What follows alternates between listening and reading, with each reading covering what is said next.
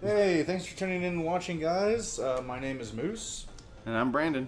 and this is the first video in our start to finish series. Welcome Epic's- to Behind the Pixels, Sonic's Epic Quest for Friendship. We're gonna go ahead and start off. We thought it would be a good idea to take a series of games and follow the progression as the games were made from start to finish, and play all of them as best as we could from start to finish. So we'll be reviewing the games and taking a look at the progression of Sonic from his humble beginnings to wherever the series has brought us now.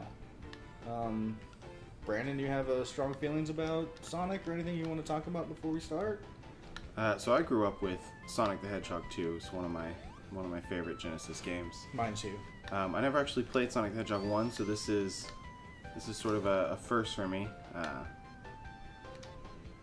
I got to play a lot of Sonic 1. My cousin owned it. I didn't actually have it myself. I definitely played it after I'd played Sonic 2, so took a little bit of a step backwards to do it. But it definitely handles and plays a little differently. So we will talk about those differences when we get to them. I'm gonna reach across you. Sorry about that. Introduce people to the game if you've never played Sonic or heard of Sonic, which if you're out there, stop everything you're doing and just go play Sonic because it's a fun game and you're going to love it. So Sonic the Hedgehog is the tale of an interdimensional traveling hedgehog for some reason, somehow. He does travel into different dimensions. Don't give me that look on your face. Not this early on. No, not this early on, but it's definitely a different universe anyway, and it's very strange. The story kind of retcons itself a little bit later, and it's kind of weird. But we'll get to that when we get to those parts in the games. But this game is Sonic versus Dr. Ivo Robotnik. Your goal is to crush Dr. Robotnik. And from the instruction manual, Dr. Ivo Robotnik, the mad scientist, is snatching innocent animals and turning them into evil robots. Sorry, I'm going to correct you first. It's Dr. Ivo Eggman Robotnik. We will talk about those differences because it depends on where you live what he's called. But he is not Eggman on this shore. I don't care what anyone says later, he is not Eggman on this shore. He's Eggman. He was not Eggman in this game. He's in not America. Yeah, in America he's not Eggman. We're not. You want to play Eggman? You have the Japanese version here. You can connect your Japanese Mega Drive up, and we can try that again if you'd like. We broke 2 TVs at least, probably using that Genesis, and we're not going to do that again. We. We're down 3 TVs actually, but one of them was that one already was broken. That one, it's not broken. It just won't display stuff on component video. And we almost broke a Genesis, but hey, you passed Act 1, and you didn't happen to get enough rings to actually get your bonus stage. Yeah. So playing Sonic, each level, each of the first 2 acts in each stage has the opportunity to go to a bonus stage. So you can collect the Chaos Emeralds, which we'll learn about if Brandon will ever let me finish reading the intro to this. But he just missed the first opportunity, so he only has 11 chances more to collect the 6 Chaos Emeralds he's going to need to actually beat the game. Anyway, only one tough dude can put an end to the demented scientist's fiendish scheme. It's Sonic, the real cool hedgehog, with a spiked haircut and power sneakers that give him super speed.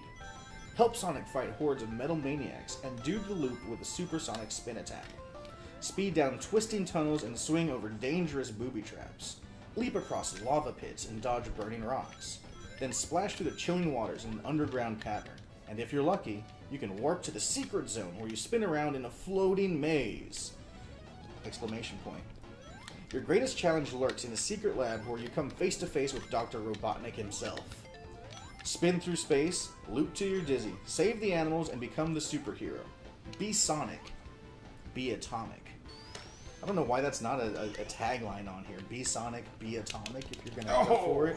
Apart from the fact... How did you miss it? So Brandon actually has the opportunity to jump through I was going the too ring. fast, and I went way off You screen. have to go fast. Sonic's got to go fast. But you also need to get through that ring. You don't have to hit the flag to actually, trigger it. You can jump over it. I was going too fast. Well, you can jump sooner, and then I was it doesn't going matter. I was going too fast. Well, now he's missed the first 2 opportunities to get the ring, so at the end of this act, he's going to have to fight Dr. Robotnik with no chance of actually going to the bonus stage. So he's probably just going to rush through this because there's no point in collecting the rings unless he's going to go for an extra life. Because Brandon cannot collect the rings after he gets hit because he's really bad at fighting Dr. Robotnik sometimes. So, one of the first very noticeable differences of this game to the second one, which I guess it's not really fair to compare the first game to the second negatively one. Towards the second one because of the this game one hardware is limitations. This one is much more sluggish feeling than the second one.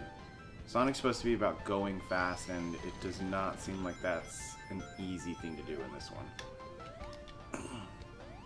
You say that now, but I assure you in the next level you'll actually have a chance to actually move up. Actually, not make the level after that, I guess.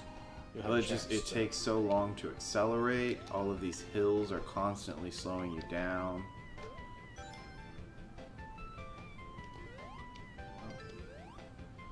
Here's your chance, our first boss fight. Dr. Ivo, quotation mark Eggman, end quotation mark Robotnik. Now you got it. Parentheses Eggman, close parentheses Robotnik. With this floating ship and a wrecking ball hanging off the bottom of it, and I could have told you were going to get hit by that one. Luckily, you've almost got him. And he's dead and floats away like a little pansy, scared of a blue hedgehog with some power sneakers on. And yeah, you hit the eggs at the end, the robotic eggs, to release all the animals who haven't been turned into robots yet. And there you go, you've passed Act 3 and beaten the first stage. Let's see. Alright, so now we're in the marble zone. So there are 6 acts, right? Let's read some of the things. There are 6 acts, and let me read some of the comments here before we move on to acts. Yes, you are a hedgehog in this game, Anselmo, since you didn't know that. Rings are convenient currency. Well, I mean, you can grab a ring, you can get your hand around it instead of having to, like, you know, put it in your pocket and dig it out. You can actually just hold on to a ring, so maybe that's how it's convenient. They're power rings. The rings are power rings. No, that's too convenient. That's way too convenient. I go off the comic book. Sorry. Don't make this make sense. The comic book started after this, so we can't talk about the comic book is. We have to talk about that between 1 and 2. Comic book is law. Well, there's a lot of things in the comics that are very strange. Like a talking hedgehog. Well, that's probably the least strange thing in all of the comics. Let's see. Sonic's basic game design is innately flawed. The game wants you to think you want to go fast. It's marketed as a game where you go fast, but you constantly have to stop and do really lame platforming. There's ways to continue to go fast after this level, and kind of just speed through a lot of things, and you'll see that in the second game too, with like the casino level, where it's really just about being bounced around like a pinball. Yeah, it's... So there are definitely things like that, but yes, you'll eventually hit a wall and be stopped, or hit a lava pit like this, and be like, okay, I have to go slow now. Yeah, that is definitely one of the flaws of Sonic. I wish that you could do more. Gotta go fast. Well, and Kelly says that the point is that Sonic wants to go fast, but he can't. That's why he's got to go fast. That's right. Not that he's gonna go fast. Right. Gotta go fast. They did kind of fix that in the later games, where there was more fastness and less slowness. The 3D ones, particularly, there was a lot more open area for you to go fast in. Nope. Yeah, let's try to collect all the rings and then get out of the lava before you're no longer immune to damage effects. There you go. We'll do our best not to spend any too much time on one level because we don't have unlimited lives or anything here. I didn't realize that once you busted him apart that he could still hurt you like that. That's actually new to me. I did not realize that he is that much of a pain. What is the name of that bug?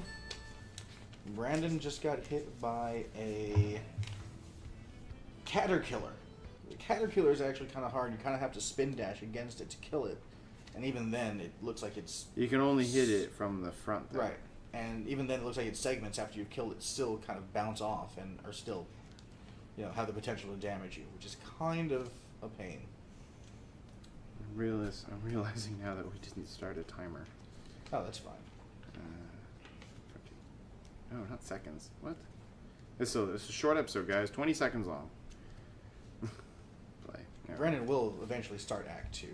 And by start Act 2, I mean play through it again. All right. Keep an eye on your timer. Okay. I'm assuming we've gone 5 minutes. Otherwise, we're going to It's have a close. slightly It's long episode for the beginning. Well, we can. It's not going to be perfect.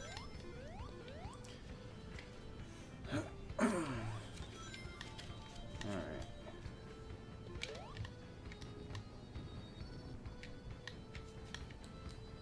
And we are playing on original hardware, on one of the few working CRTs we have.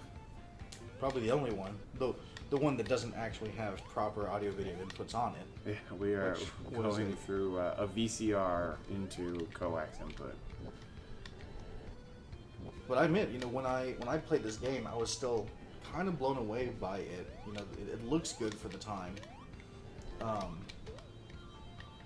The game design and the actual gameplay itself are actually pretty fantastic. Part of the creation of this game was Japanese developers taking a look at their rival at Nintendo.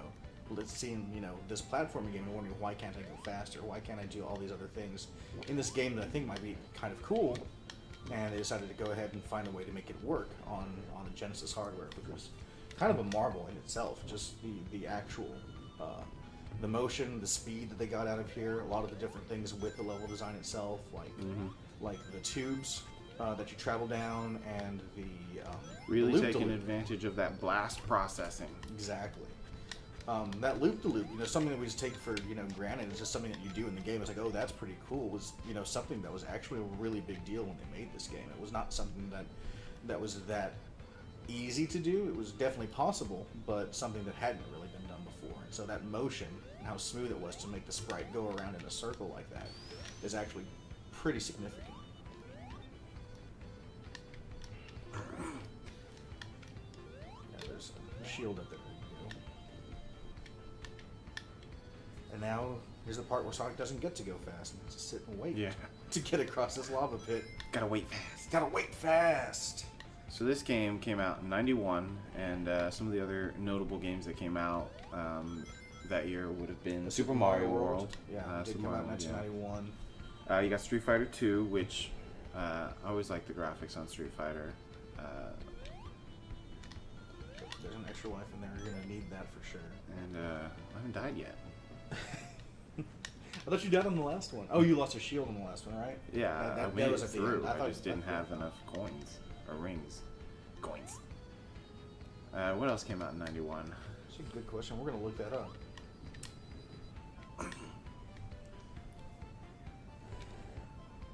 Thanks for sharing the stream out, Anselmo. Later, Kelly. Thanks for watching us. And someone has requested we play through Bubsy series next. Bugsy? Bubsy. Bubsy. That's a possibility. I think we might switch up genres and do something different for a bit, but we have lots of things that we already want to play completely through. Sonic's going to take us a while, though, because we have a lot of games to get through to finish this series out. Yes, we do.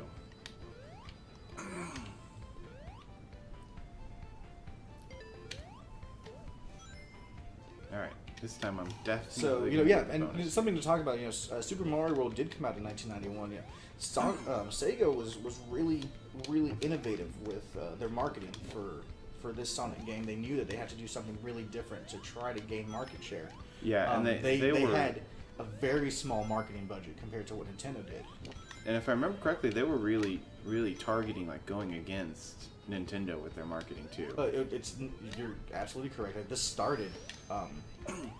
Sega does what Nintendo don't. Yeah, exactly. This started the console wars. This was a major point in gaming history because Nintendo, going into this season, had significant market share with their games. They were doing somewhere between 80 to 90% market share on games, where Sega had hardly anything. Yeah.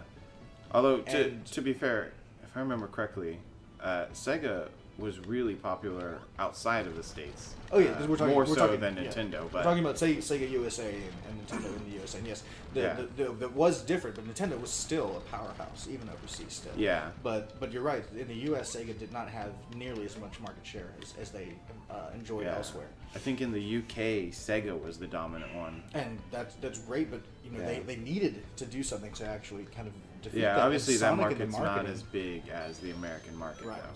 Sonic and the marketing for it has really changed the game for them. Yeah. They would go to malls and set up, consoles side by side, play Super Mario World and play Sonic. Which game do you like better? Which game do you want to play? And Sonic was, not that Super Mario World, wasn't a good game, but seeing this next to it and moving fast and zipping around the screen and doing stuff was something that was interesting and different, and it really helped them out. They had a lot of guerrilla marketing tactics that they used, and they really went head to head against Nintendo. And by the holiday season, they actually had 65% market share in the U.S. Mm-hmm. And it really, really started a major war between the companies, which is really something that's really interesting to look at. Yeah, and it's nothing back there. It's really good for the industry too, because it really like forget the points. it really helps spur the gaming industry as well, getting that competition in there. All right, don't mess this up. Yeah, the one thing. So this is the first look at the bonus stage, right? We didn't get to do the other one. No, this is our first bonus stage. So there are 6 bonus stages for 6 Chaos Emeralds, and you don't want to get in the end. No. So Brandon just botched his first attempt at the bonus stage to get a Chaos Emerald and went into the end zone and has lost it. So the end zone is a rotational maze that you kind of bounce around in, and you've got to breakable blocks to get to the Chaos Emerald. So it's a rotational level with gravity effects, so you can continually fall, just like you would be in the game, and bounce around. That seems like something that's really simple, but it was something that they didn't believe could be done on the hardware at the time.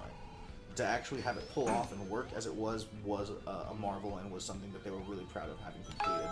Yeah, so rotation like that's really complicated. Stuff to the left. Yeah, very smooth rotation. Spins around. You can change the direction of the rotation while you're playing with the R, the reverse bumpers. The levels have the extra life, and of course a Chaos Emerald in it. So in the game, you actually are trying to collect the Chaos Emeralds so that Dr. Ivo Robotnik does not get them, in which he'll actually be able to, in this game, it says control the world. And later he has other reasons for collecting the Chaos Emeralds. You are about to die. Oh god, that was close. I thought we were about to have our first death there. Yeah. I'm glad you haven't lost a life yet. I don't know if you've been practicing or if you were just kind of pulling my chain the last time, because you had a lot of problems with this stage last time. Now, I'm just trying really hard.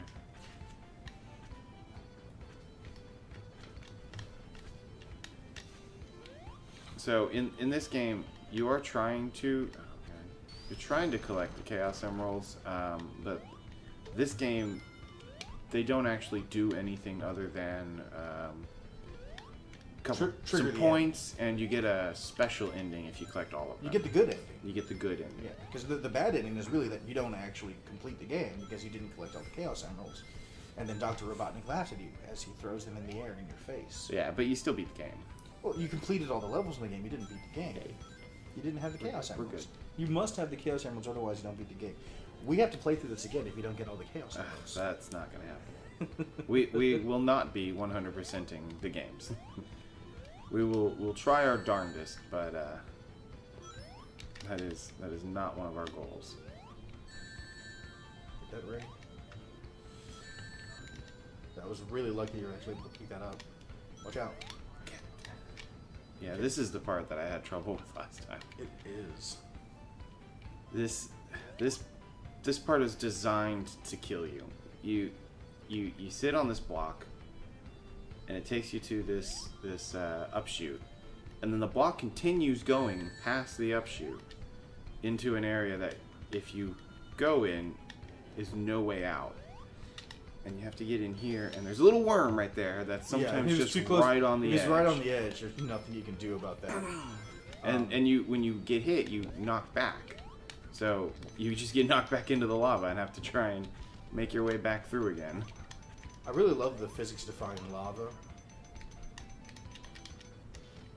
There's no physics. Huh? No, physics defying. Physics defying lava because it is, you know, in really strange places in some chambers that really shouldn't level out like that. And ouch. Oh. All right, so Brandon is down to 0 rings, so he is in imminent danger of death right now if he gets hit by one of these baddies in front of him. So as soon as that caterpillar turns around, you'll be able to hit him. I love these. Like a little squirrel popped out. These speed-defying bumpers that are designed to just ruin your speed. If you jump at the right moment, you can speed right into the spikes that are above it. You know. Yeah. So I think part of this game. They do that in a lot of areas. Is they put bumpers just facing the wrong way, so that if you have any speed, it's just gone. Yeah. You just start over. But you can still use it in that way. It's just going to be extremely dangerous. I think that's part of like maybe some junking philosophy. You know, Sonic's got to go fast, but he can't because if he does, he dies. It's all part of first death. Wow. So because I can't go fast. Because you can't go fast, or because you fast. jumped into something. I'm glad you came back and hit that lamppost before you went to the right. So lampposts in this game, if you haven't seen it before, if you haven't played it before, are save points. You'll start that over again with. You start off with the number of rings that you had at that point. Right? No, you start off at 0. Or you start off with 0. Yeah, you're dead. Your score stays. Yeah, your score stays. No, dying is you can't die unless you have 0 rings. Alright, start. No, I understand that, but I don't mean I meant the number of rings you had at that point, but that's not correct. Okay, well that was there we go. It's kind of hard to hit that one there. I was supposed to be on this block here, but I missed it. Wow, that was...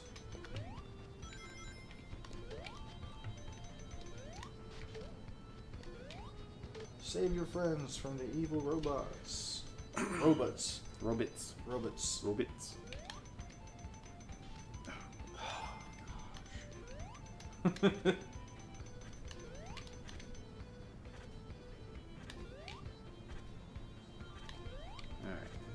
There's another category. Watch out. It's a lot of concentration that's got to go into this game. Yeah, I was actually a little tense for you as you're moving up all that because I knew something was going to pop down or something and just ruin everything that you just done there. So, all right, you got it. So yet another lava pit to traverse. The emeralds don't do anything other than give you the good ending in this game. In Sonic 2, though, they allow you to become Super Sonic. Yes, Super Saiyan. Yeah, you become Super Saiyan. Yeah, totally original idea, by the way.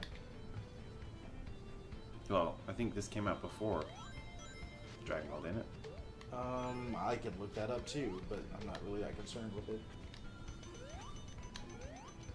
No, I guess not. Dragon Ball. We got another viewer. And of course it's Mari. Hi, Mari. Hello. No, Dragon Ball's pretty old. I'm sure that Dragon Ball came first. Let's see. There's a lot of stuff in here. That was close. Mari says this was actually the first Genesis game she ever played, and that's awesome. It was Sonic 1? Yeah, she played Sonic 1.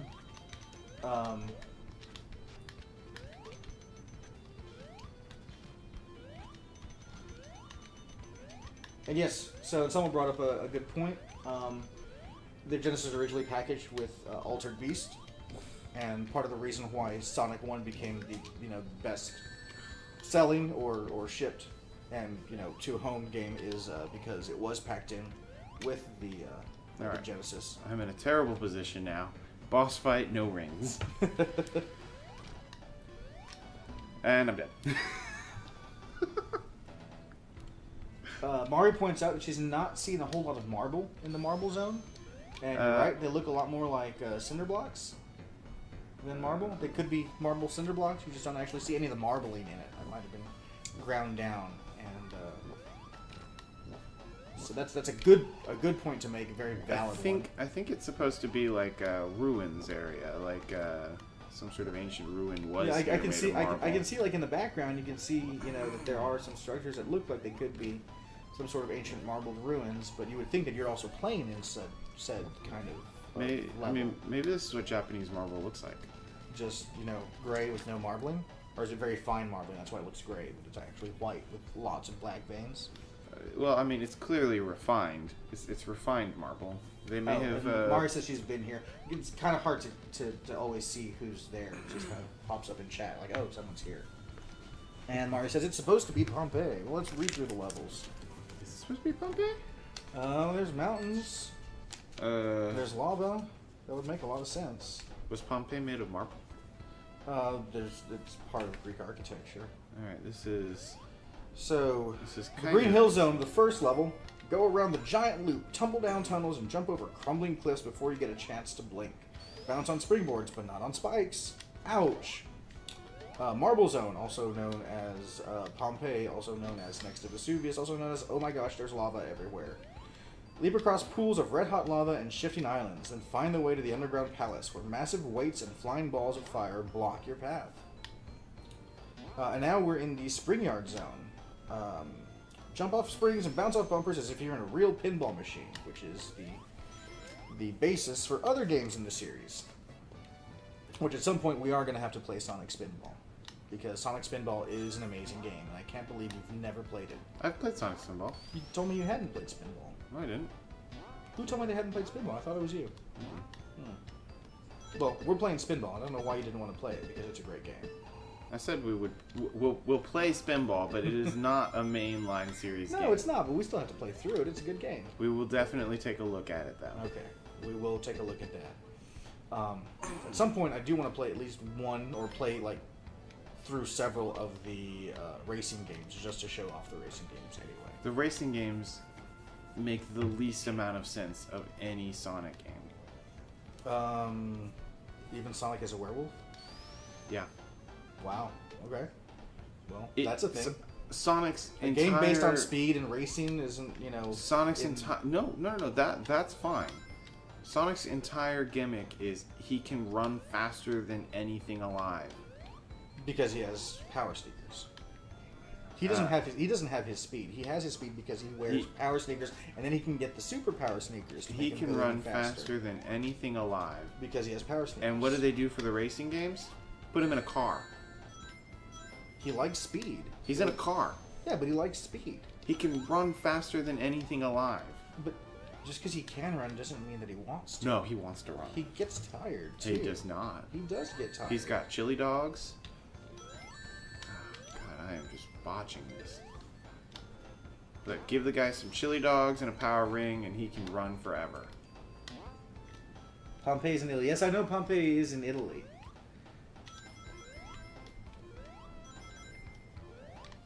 Spinball is legitimate. Brandon hates Spinball. And Mari is shunning you now for not liking Spinball. So. It's a real game, sure. It's just not a mainline Sonic game. Although I believe it does have a story, which is weird. Oh, we're about 2 minutes past, so once we get past this level. This is, I believe, Act 2. Okay. So we'll do this, and then we'll start the next one with boss level.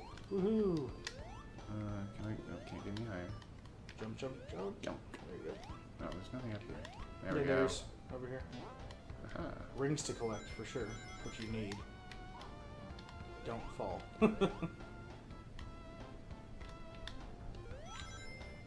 Oh, so these are weird. I like the strange messages in the background, like CPU. On. Up. Which really it's there, but it. Oh, wow. Good job, Brandon. That's fine. We didn't need that. I'm glad that you missed both of those. Though. We don't need that. Hey, you got those extra rings you missed. There we go. You went back. You went back so you could get all. That's right. That's right. That was completely planned, on purpose. Right. I don't make mistakes in this game. Everything with a plan, and a plan with everything.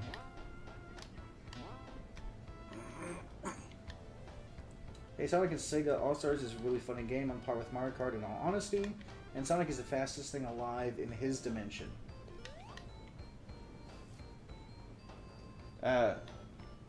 Brandon doesn't believe in the interdimensional traveling of Sonic. You can say that, but then they made several TV shows where he goes to other dimensions and is the fastest thing alive in those dimensions as well. That's possible, but that doesn't also have to be one of them being Earth.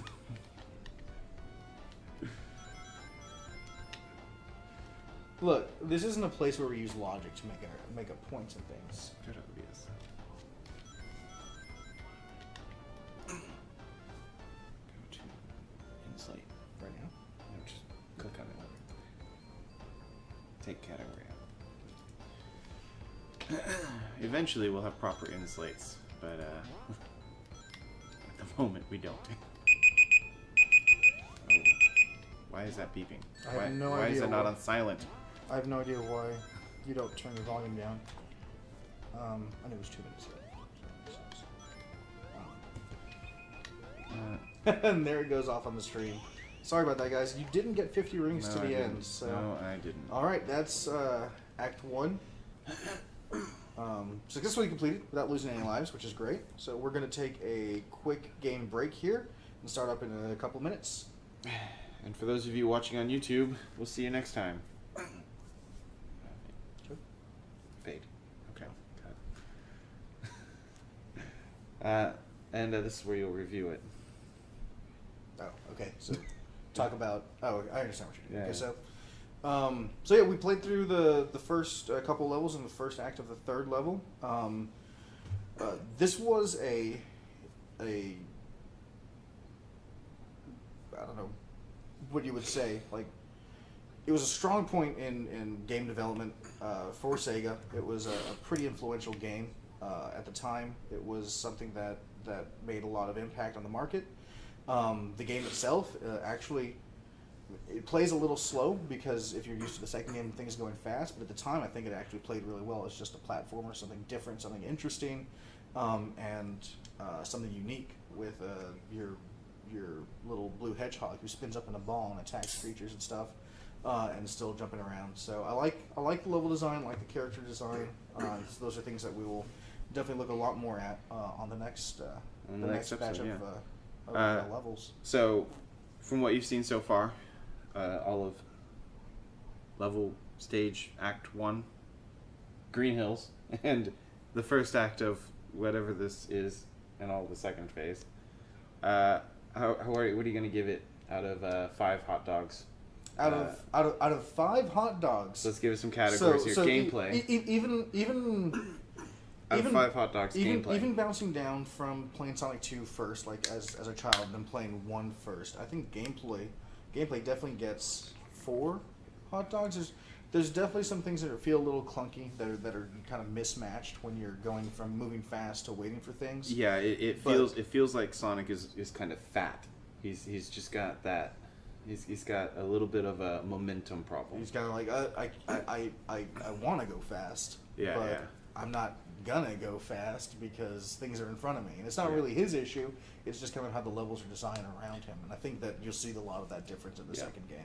So that's definitely 4 hot dogs, if not 4 hot dogs with chili sauce. All right, there we go. So gameplay, 4 hot dogs, possibly some chili sauce. Graphically, what do you think? Graphically, I think the game looks good if we're talking about games at the time. I think that... In comparison to, Super Mario World, Street Fighter 2. In comparison to Super Mario World, you're going to have to go ahead and admit Super Mario World looks super clean when you're playing it. Like, it is one of the games when you're looking at it, it's like, wow, like, this is something really special. So it doesn't really make the mark there. See, because I find it the other way around. Super Mario World has sort of it's got a very nice appeal to it, but it's got a very plain, flat look to it compared to this one where everything has sort of a rich detail to it. You can see, all the columns have the little intricate details and all of that. We'll say anything on the platform on it is super simple. You have a post holding up a platform, like literally most of the game is just platforms or the hills, which are at best 2 textures, which is just the ground and then possibly grass on top of it, or a yellow and red triangled sort of textured platform with really no background to it at all. So in design itself, like I get that that there's a lot more going on the screen here. Like all of these levels have like that mesh fence that's over there and little details in there that aren't really present in that. but which one actually looks better? You know, like just sometimes simple and clean works, and this is just where the games are very different because they have very different characters. Super Mario World is this fantasy thing, and this is really the start of the animals with attitude. And so this game, that's what they're called. Yeah. It's if you look it up and you look at them, they all fit into this where you have a mascot who has, you know, character as opposed to Mario just being like, I'm going to save somebody, woohoo. Maybe you know, I'm a plumber. Maybe he doesn't not. gain his character until much later in the series, and Sonic starts off as being like this radical dude and does what Nintendo don't. So graphics wise though, I don't know, that's a good call. I'm not gonna go. I would probably just give it 4 again. Like, it's still a solid game. I think that some things look a little, like if you look back at the Marble Zone, we kind of, you know, did get point out that it doesn't really look like a lot of marble. It looks more like granite. They could have called it Granite Zone. Yeah, and it would have been probably a lot more thematically correct. So I don't know if they didn't want to make a different texture to make it look at least like there's some marbling in something at some point. Right. But overall, though, I think it gets a solid 4, but maybe just 4 hot dogs. No chili sauces. Maybe some onions. Maybe some onions. Maybe some onions. Definitely mustard, because you put mustard on hot dogs. But. Yeah. No. Maybe relish, but I don't know. Corn relish? Pickle relish. All right, control-wise. Control-wise, you're going to have to talk about it. You've been playing it, so you'll have to tell us how that feels. You got to experience it a little bit the other day, but control-wise, it feels right. You got everything's responsive, other than Sonic feeling really fat, but I don't fault that as a problem of the controls. More of the not fastness of Sonic. But all of the controls felt fine. When you want him to jump, you jump. Some of the attacks, the spin attack, took me a little bit of time to get used to originally. And that may be because I'm used to Sonic 2, where you can do the charge spin dash, whereas this one you can't. You have to get some momentum and then duck to spin.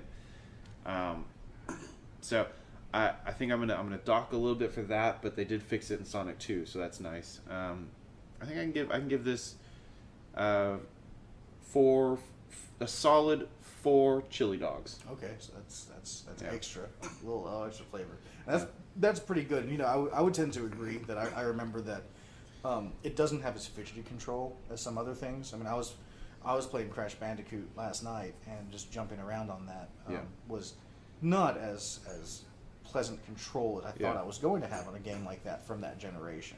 And here, like, if I was going to land somewhere, I was going to land there. And if I was going to miss something, I knew I was going to miss it. Like, I jumped wrong, and I saw it, and it was there.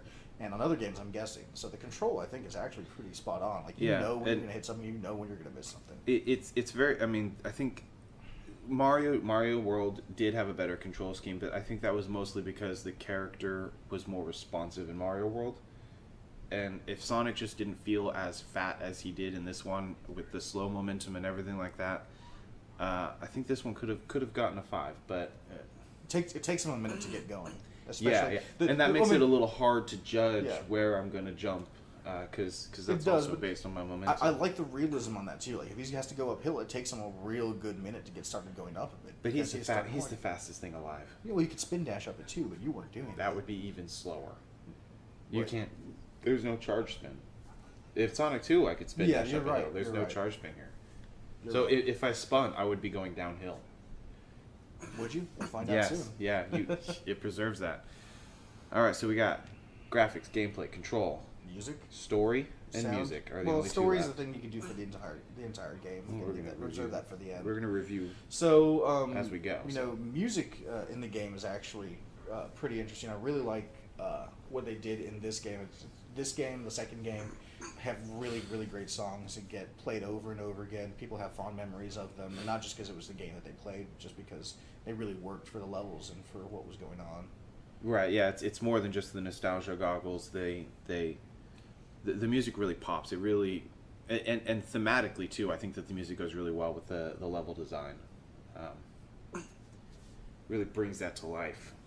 Yeah, no, I completely agree that they match really well with each other, and that playing the game, like, I couldn't imagine what it would sound like. And we're going to get a chance to, because I really do want to see this, is we're going to try to play this on the Master System as well, because the game actually has different audio.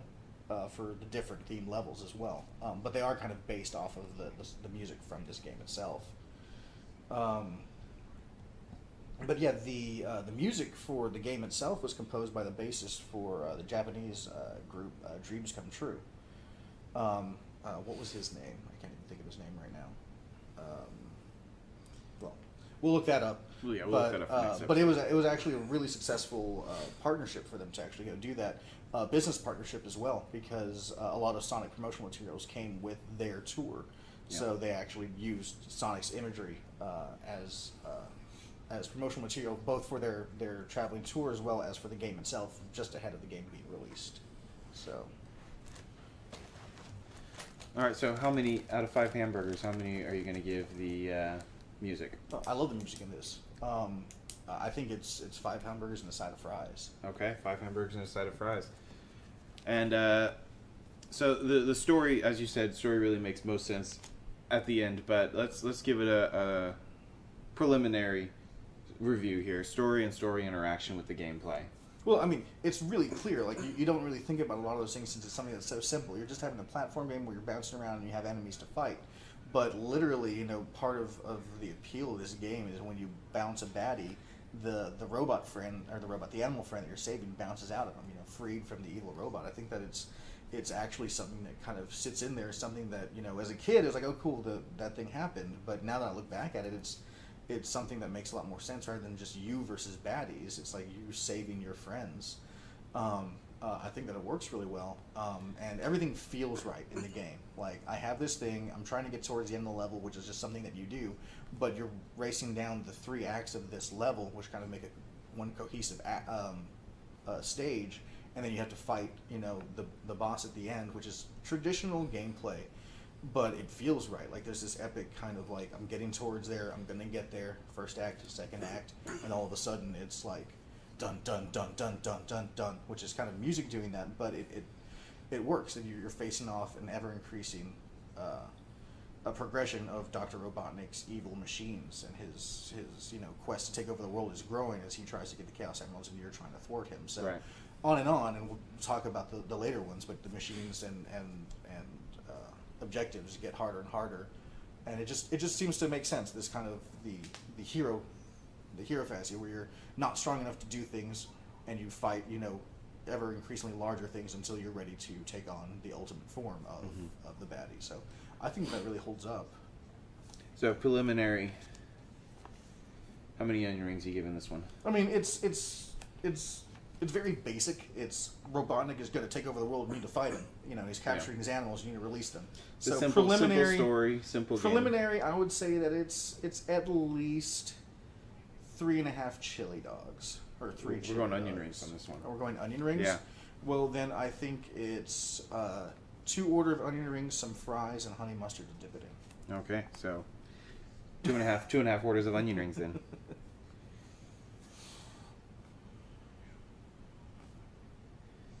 And by next episode, we'll have stuff on the in-slate here. All right, thank you all for joining us for episode 1, and we'll see you next time.